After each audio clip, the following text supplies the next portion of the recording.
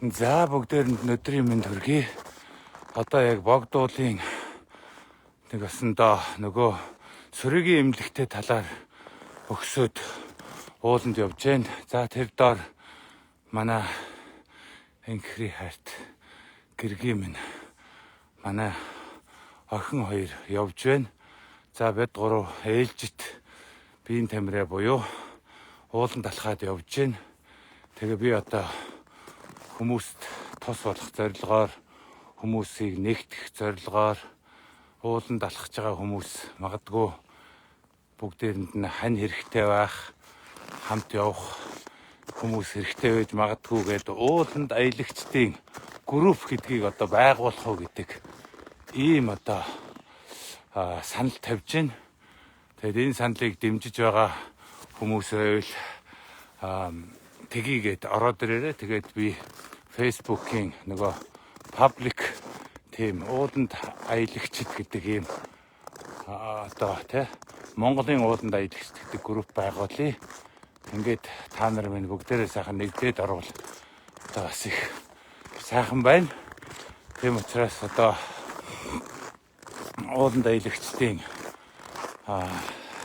Facebook-ийн группийг байгуулад одоо ингээд энэ хөл хорой тавигдсны дараанаас цөмөрөө сайхан одоо нэгдээд явж болж байна. Хамгийн гол нь чинь зохион байгуулалтын асуудал шүү дээ. Тий, бүгдээрээ сайхан зохион байгуулалтанд ороод явах юм бол бас их гоё. За ингээд би та нарт одоо бас сайхан юу оруулж өгье. Гоё. Энэ гоё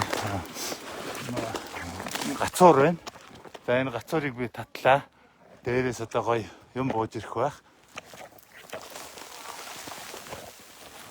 Яа. Мөн сайхан бууж ин шүү. Тэ сайхан цас ингэж бууж ин. Slow motion-аар харах юм бол их гоё байгаа. За ингээд хуулийн арай дээр гараад сайхан би халуун цай ардаа үрцэн яваа. Халуун цайгаа уун. Ингээд нэг сайхан цагаагаар одоо ашиглаж болно.